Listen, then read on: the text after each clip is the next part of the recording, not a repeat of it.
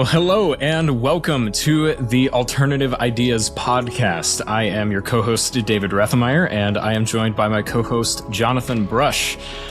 Jonathan, do you just want to dive right into things?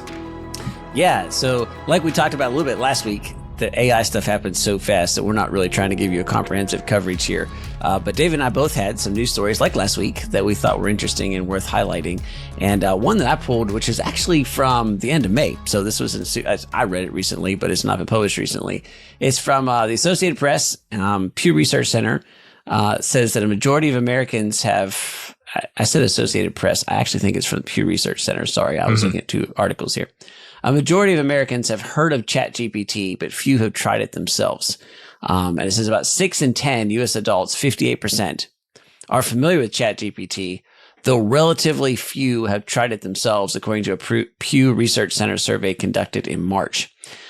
So I thought that was interesting from a couple of different things. First of all, 58%.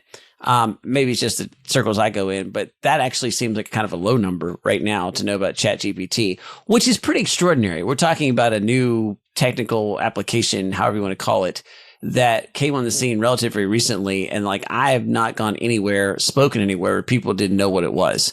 It's as common. If I'm on stage talking about this stuff, if I say ChatGPT, people nod their heads just as if I would have said Google or Facebook or something like that for the most extent. So the fact that 58% seems a little low, but then this thing that relatively few have tried it for themselves. Here's the thing that I find interesting about this, David, is that this looks an awful lot like what the internet looked like to me in the late 90s. Where I would be on a college campus. So I had heard of the internet before I went to college, sort of. We got to college and my roommate and I spent like half a day trying to hook up his computer, and it opened up and we both looked at each other and said, "What is Yahoo?" Which was the search engine that came up, right? And so then we like punched in a couple things in the search engine. Like I think we searched for Jeeps because we were into 4-wheel drive vehicles and stuff like that. And we got like these couple pages, including an amphibious Jeep page. And we were like, I didn't know there was an amphibious Jeep. And we spent like, 4 hours setting it up and then like 30 minutes playing around with it. And we're like, all right, well, that was dumb. And then we went out and did something outside, right? But by the end of college, I planned my honeymoon on the internet. And we were using AI Messenger to communicate with each other, even in the dorm, which would be like, a very old version of Slack. It was the first instant messaging app. Yeah. And it was like completely dominant. But at that time, if I would have gone home, I was using it all the time. And yet most of the people that I had known and relatives and things like that were like, yeah, I know the internet's a thing, but I'm not paying to get that stupid AOL CD to load on my machine. And so, my parents didn't have a real computer, like one that would run the internet by the time I graduated. And so anyhow, so there's some very interesting things there that I see. There's some parallels. And that is both kind of a, hey, this is about to become a much bigger deal. But I would say to our audience, there's an interesting opportunity here, right? People who kind of figured out the internet thing earlier than everybody else were people who tended to be able to do some really interesting things. Let's just keep in mind that like a Mark Zuckerberg or, the people that started Google were people who were messing with the internet before most people knew what it was. So if you know what ChatGPT is and you're actually willing to play around with it, those who are willing to get familiar with AI now at some extent, are likely to reap outsized benefits in the very near future. So to all those out there who have young people that are technically interested, there's a lot of risks and there's a lot of dangers with AI, but there's a tremendous amount of opportunity right now. So that was the story that got my attention. In terms of opportunity, David, you've got an interesting one, maybe going slightly different direction. So tell us about that. But Jonathan, I do want to play devil's advocate here for a second on that point, in that I feel like at least some of the things that you just told us about here could be said about just about anybody who is more on the enthusiast end or is just on the cutting edge of a technology that they're excited about. So whatever sort of technological fad might be a new thing. So, for example, somebody who's really excited about Google Glass 10 years ago when it first came out. So I would just be curious to know what your response would be to somebody who says, well, okay, but I think this is just a fad. I don't think this is something that's actually going to fully, be taken on and be a part of our everyday lives. Yeah, I think that's a pretty valid question. I think there is some extent there. It's kind of strange. I didn't talk to him, but I saw across a crowded store a couple of days ago a guy I worked with at the college that was doing programming and coding websites when that was all a very new thing. And we talked a lot and we worked together because I was director of marketing and those kinds of things. And so, and I didn't get a chance to talk to him because about the time I recognized who he was, I haven't seen him for 10 or 15 years. He left and I was like, oh, that's who that was. So I missed the opportunity. Anyhow, that kind of took me back to thinking about those times. And so there's two people there and I would somewhat reluctantly put myself as one of them. But so this gentleman was somebody who was very into IT, very into computer science, learning to code and all those kinds of things. And he basically was able to write his check and work wherever he wanted, right? He was one of the few people that understood how the things worked when nobody understood how to make websites work. And he just knew the technical inside of it because he was an enthusiast, as you said, David. And so consequently, he was able to choose where he worked and kind of what he did because he was the wizard behind the curtain. Okay. And I think there's going to be some extent, there's going to be people like that in the AI space. And so that's one aspect of it. Mm-hmm. But I would say the other aspect was when I graduated and went to work, I was somebody who had just planned my honeymoon on the internet, who was using Instant Messenger all the time, who was very cognizant about websites and using them and all those kinds of things. And I entered a workspace where I was one of only two people that was actually doing that. Because everybody else had been there, had a lot of expertise in being admissions counselors, but had no ability to understand how the web worked and all those kinds of things. So I would say that I'm not an enthusiast. I wasn't highly technical. I didn't know how to code. And I wasn't like somebody who was just enthused about technology, but I was fluent in it. I was literate in it. And not entirely because of that, but with a large factor there, 2 years later, I was the director of admissions. So I graduated from college and became the director of admissions over all those people who were working there before. And to some extent, that was because I was able to grasp the impact of technology and how it was going to change. So while I never was able to technically use it, I was able to figure out how to hire people like this gentleman to make those things work. So that would be the other aspect of it. I think you're right to some extent. There's a special niche for people who are enthusiasts. But there's another niche for people who are wise enough to say, you know what, I should probably figure out how this thing works. And if you do, you're likely to find yourself in an office where you're the only one of a few people that knows how things go when everybody's going, wow, AI is having a big impact on us. Mm-hmm. Yeah. And then just from the perspective of someone who has been kind of the single technical person in a lot of areas, that even if you don't necessarily have a lot of in-depth hands-on experience with it, if you know enough to know what you don't know and you know where to go to get that knowledge, if you know how to learn, or as we say often in Unbound, quickly and effectively master complicated information in some of these specific areas, and you have a baseline to work from, that can allow you so many opportunities to get into positions that you would have never had the opportunity to. Yeah, exactly. So, well, speaking of positions that you may not have the opportunity for, you've got a pretty interesting one here, David. Yeah. So I came across this article just this morning from Reuters that was talking about IKEA, big old Swedish furniture company, has shifted a lot of their customer service. They say that about half of their customer service queries have been handled by an AI over just the past couple of years. And so there's a couple interesting notes just on that front. For one thing, AI has just become a much more mainstream topic over just the last year, but I think this kind of contributes to the point that AI has just been a concept, has been a thing that has been used for a long time. Just about any time that you've actually gone through an automated customer support pipeline, then it's could be considered AI to some extent. But it sounds like what they're employing here is a lot more close to what ChatGPT actually is.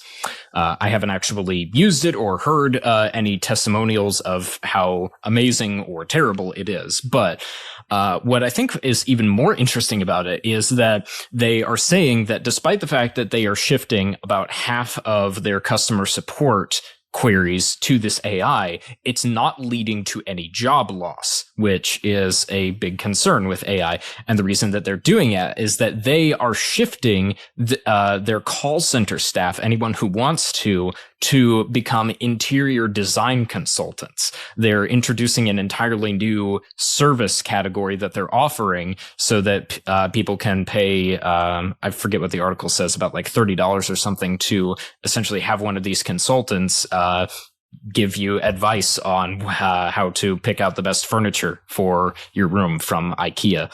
So I thought that's a really interesting way to do this. And apparently they have shifted over about 8,500 workers doing this, which is a staggering amount, frankly. Yeah, there's a lot of fascinating stuff about this, David, and I appreciate you finding this article. On one hand, this is like, oh, here it comes. AI is eliminating all these people. But I got to challenge, like anybody's listening to this, like, honestly, I would so much rather talk to an AI than have to go through the agony of coming up with a call list, like talking to a call list person. Like, I don't know that I've called IKEA ever, but if my credit card company had an AI that I could ask 99% of my questions to, it would definitely lower my blood pressure compared to having to deal with some person that, just puts me in frustrating loops and all those things.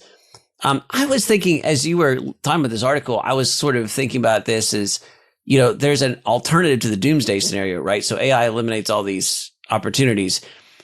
It does.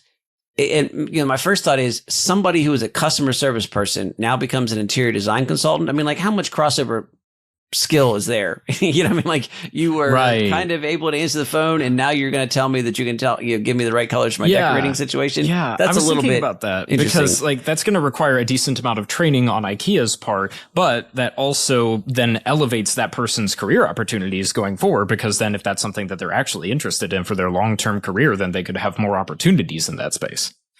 Yeah, well, I was thinking about another, like, moving it to something else. So I have a pretty ugly background right now, and fortunately that's a short range thing because I'm in the process of constructing a office and studio space. And so that involves hiring a lot of contractors and all those things, but it also involves doing some of my own work. And so consequently, I've been in Lowe's a lot recently. And now my Lowe's is all still real checkout people, but I had to go to Home Depot over the weekend because Lowe's didn't have something, and Home Depot has replaced about half their cash registers with the self-checkout thing. Now, for the most part, I would much rather go through a self-checkout at a grocery store. And I don't know about this with a grocery store, but at Lowe's, given a choice as a consumer, if you told me that you were going to take 2/3 of your cashiers and you were going to take them off of checking me out and you were going to replace them with people that could answer my questions to a high level about building stuff in the back, man, let me take that deal every day, right? Yeah. Because I'm sitting there as somebody who can do some work, but only does it once. And I'm sitting there walking up and down the electrical aisle trying to figure out what, Romex cable I need and what gauge it's supposed to be and what conduit I need and where is it daggone cement to put the conduit together with. And I would have, it would have been such a huge upgrade to me to customer experience if instead of a cashier, Lowe's had somebody who was genuinely intelligent about electricity, which is not necessarily the case every time I've been in Lowe's, who would come there and say, hey, tell me about your project. And I say, this is my project. And I say, oh, you need some of that and some of that and some of that. Now, to me, that's a strategic shift that, maybe the same amount of people, but they do have to be upgraded. And that's an interesting societal thought, David. Like, will AI mean that what you do for minimum wage is like, in other words, the standard for what you do as a human, the bottom has to come up a good bit. You have to, it's not going to be enough that you're going to stand and scan something across a like thing and take somebody's money. To work at Lowe's at the kind of base level stuff, you're going to have some real knowledge of the things that you're selling.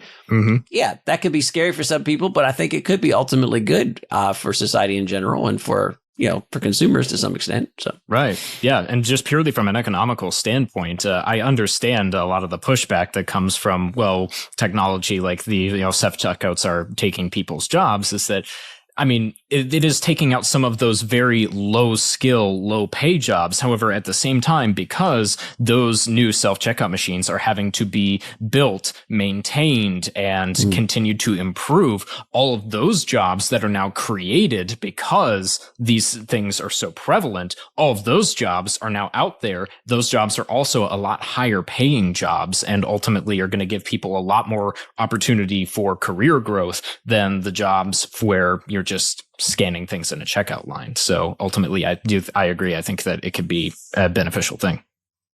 Yeah, that's an excellent point. Actually, that leads me well to my discussion point on there. Do you have anything else you wanted to talk about with this article?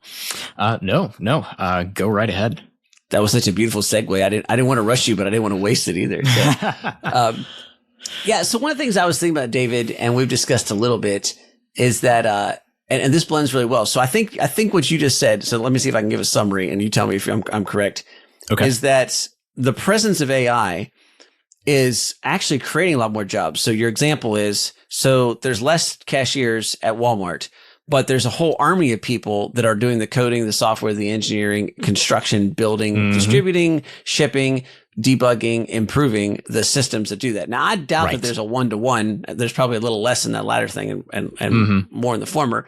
However, there's no doubt that the pay is higher for those people in this thing because it's much more specialized. So you're saying, AI is likely to move the bottom bar higher, so that there's going to be some more skill required. I agree. And I think that that's an important thing. If you're listening to this as a young person or parents of young people, it may be helpful to think about that. But I don't know that that means you have to have more credentials or something like that. There's something else that I think is going to become an extreme strategic advantage. And that is, especially in the short term. So here's the bad side, then there's a good side. Especially in the short term, I think there's unquestionably AI is going to enable people to cheat in ways that have never been imagined before. So you already have some really disturbing studies coming out of the Ivy League showing that the vast majority of Ivy League students would totally cheat in a test if they could, because they think the credential is worth way more than the knowledge. And AI has just made that a piece of cake. David, you and I played with this, right? You can put in a prompt and ChatGPT will write you a 500-word essay on the Boston Tea Party. And then you can ask it to write a 500-word essay on the Boston Tea Party as written by a 12th grader. And then you can ask it to write a B level. In other words, you can change the prompt and have it customized each time to the point that it's basically undetectable. So in the education world, the general consensus is take-home tests are now useless. But you have this really interesting situation where AI is passing the bar exam, and like ChatGPT is passing the bar exam and passing the medical boards and just killing standardized tests and acing the ACT and the SAT and all these kinds of things. And so I think it's unquestionable that in the short term, you're going to see an awful lot of people being able to cheat exams and get forward academically, get forward being in quotes there, get forward in a way that ChatGPT and AI allows them to cheat the system. Now, that will be true in the short term. And some of those people will actually probably get gains from that short term. And there's an injustice of that and a frustration.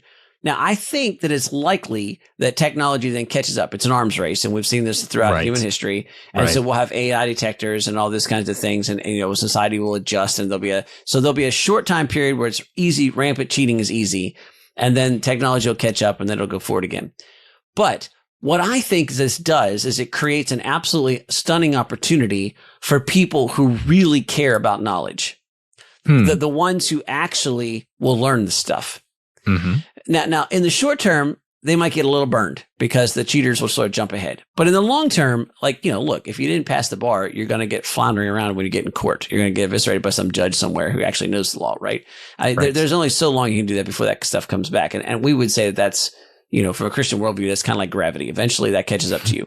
Right. So I think one of the real interesting advantages now is anybody who's willing to take the time to teach their child to inherently value knowledge for just valuing knowledge's sake. If that's what you can teach, then you have this tremendous advantage. Your child has this tremendous advantage. I think the easiest sort of illustration for this is that you can make your kid do push-ups and they can be healthier than if you didn't make them. But if you can teach your kids the benefit of fitness so that they intrinsically want to run laps, do push-ups, do pull-ups, and be physically fit, that is a lifetime worth of benefits. Now, just shift that over to the academics. You can make your kid take the test, But if you can figure out ways to teach them how to inherently value knowledge so they will read on their own, be naturally curious, and have an attitude of constantly learning, they are about to jump ahead of their peers by leaps, bounds, and just tremendously so, because that's going to be very, very, very unusual. It will be like being an Olympian in a room full of fat people, right? I mean, they'll stand out that much. Yeah. And so I think there's a real opportunity there. Yeah, some short-term pain, but some significant long-term opportunity for those who see what's happening and are willing to think a little differently about their educational processes and what they teach their children to value. Yeah.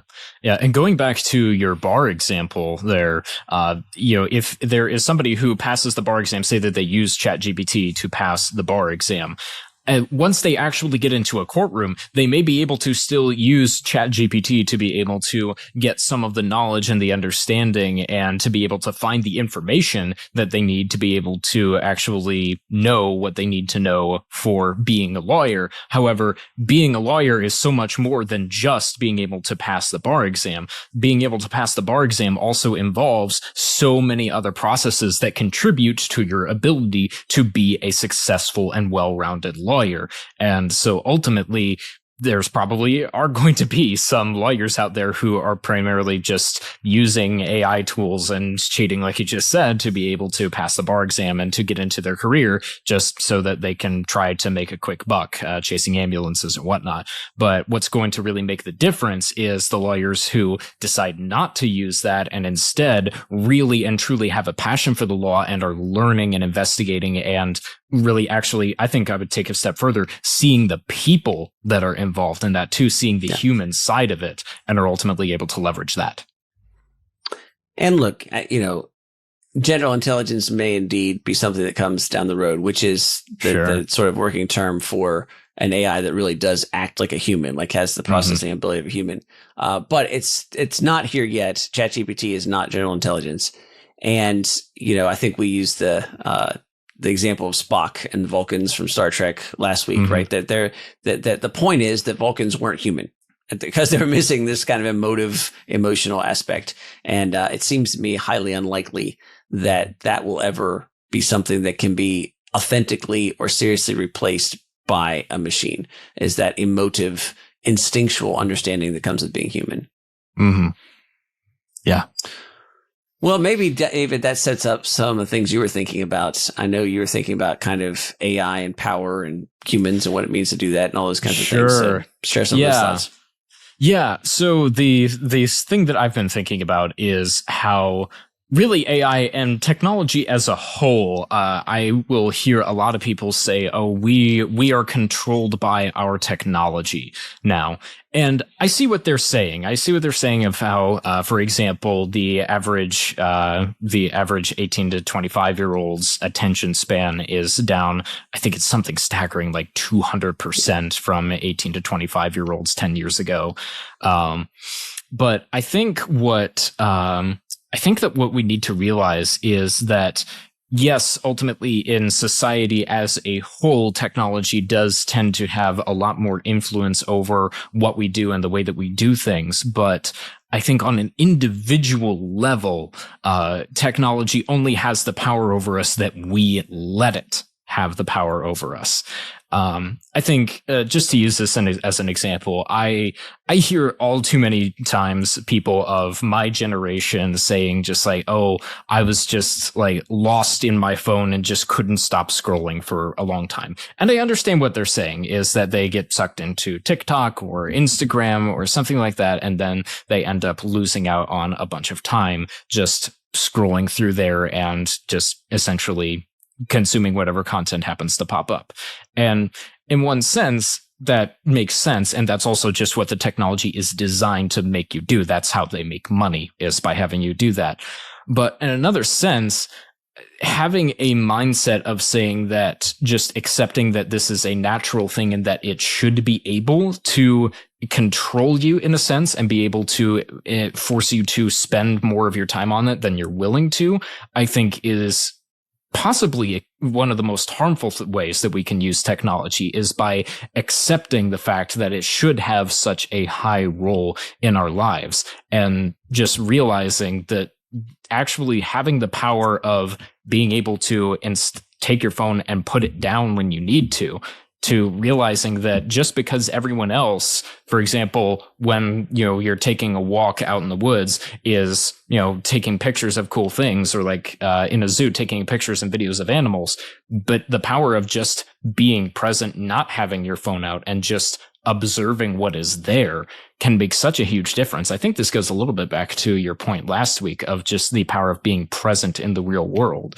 And ultimately, even though technology does make things easier for us, I think that we end up missing out on a lot of the growth that we can have when we instead actively can see, yes, technology could make this specific area of my life, this specific thing, easier, but I'm going to choose to not do that and instead do things the harder way or the more challenging way, or go about things in, I guess, the more traditional way in a sense, not just for the sake of tradition or for the sake of old things were better, but just for the sake of actually taking the time to learn and not take the easy road and develop the skills and just the personal growth that can come from that.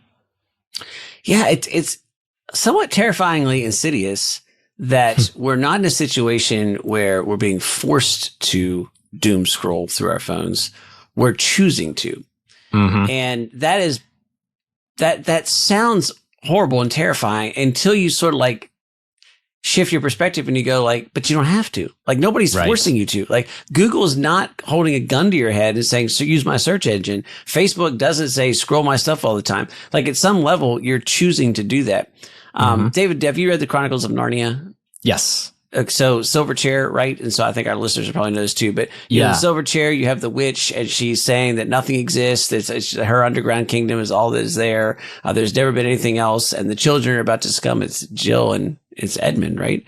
Yes. And so they're getting ready to succumb to it. And Puddleglum says, no, but there is something different. And then interestingly enough, he stamps on a coal and it burns his foot, and the smell of burnt marsh wiggle, I think it's and I'm going back a little bit trying to remember it, is what everybody goes like, wait a second, there's something else going on. And then once they get out of that, they go, what, this is crazy, that we know that there's all this stuff. Like, we know there's a world out there. And so it's such an interesting thing. There's so many ways you can use that story, but it is an interesting thing for C.S. Lewis to have written that and to be very much a description of our current life, where nobody's forcing you to, AI is going to be very compelling, but AI will only have as much power of your life as you grant it.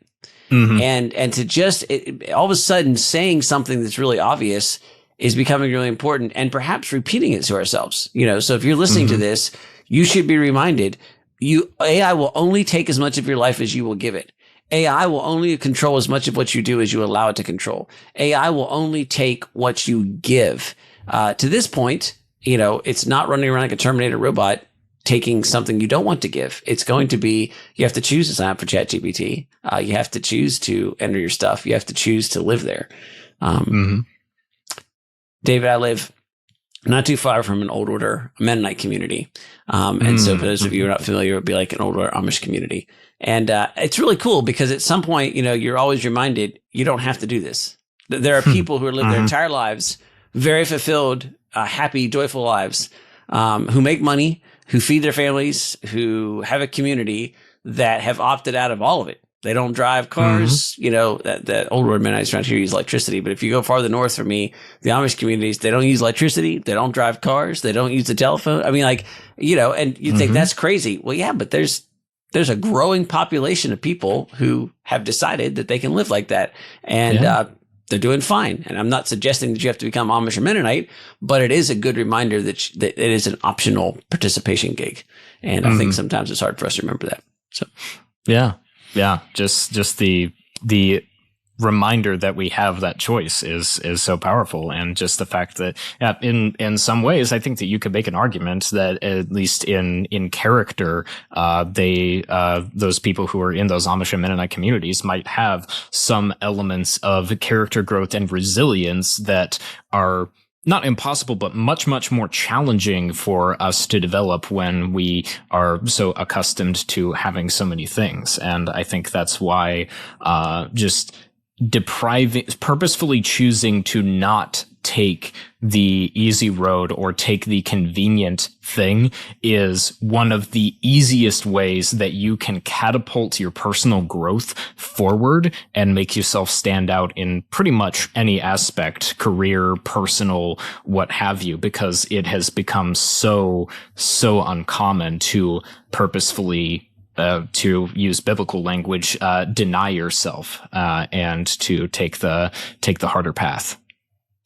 Well, there you have it, folks. That's a pretty good summary statement there.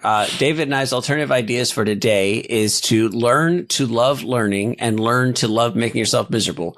And if you do those two things, I think it'll be, I do say that tongue in cheek, and it's worth a chuckle. But actually, that's not too far off what we're saying. Look, if we can push some of these things together, AI represents a tremendous opportunity. Most people haven't even used it. If you want to go beyond most people and start using it, you're going to have a huge way to bend the curve.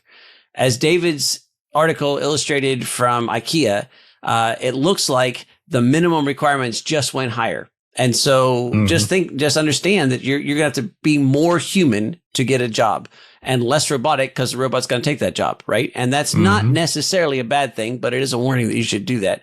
If you want to be less robotic, one of the ways you can do that is learn to learn and learn to love learning and learn to love learning for its own sake. And that is going to put you well ahead of your competition and is going to be something that is unusual, especially in the short term here. So if you're looking for a fast way to differentiate yourself from everybody else, that's the way to do it. And then I think David's point here at the end is probably the most important. Challenge yourself, recognize you have a choice and choose to do the hard thing, choose to put yourself in uncomfortable positions, choose to have to learn, choose to have to do those things that everybody else is not doing because they're cheating and whatever. And that ends up paying dividends that ultimately have some pretty big returns on those investments. And so that's a good thing to think about. And I think that's a pretty good set of alternative ideas to chew on and think about this week. David, any other parting thoughts or words? I don't think so. I think that you did an excellent job of summing that up. So, I think that just in closing, I will say thank you all for tuning in for our second episode. We will be back every single week with new updates and new discussions. And we hope that you will subscribe and join us again on whatever platform that you're tuning into. And one last note, if you're really looking for alternative ideas and you're looking for alternative ideas in education, consider Unbound's Ascend program. We're recording this in mid-June. Registration for Unbound Ascend will close the end of July. The earlier you register, the better the deal will be. And if you're looking for an exciting, interesting, and we think better way to do education, and especially higher education, then check out beunbound.us, where you can learn all about our Ascend program and schedule an appointment with some of our admissions team to learn all about that really as soon as possible. So that would be an alternative idea that we could also get behind. Until next week, thanks for listening.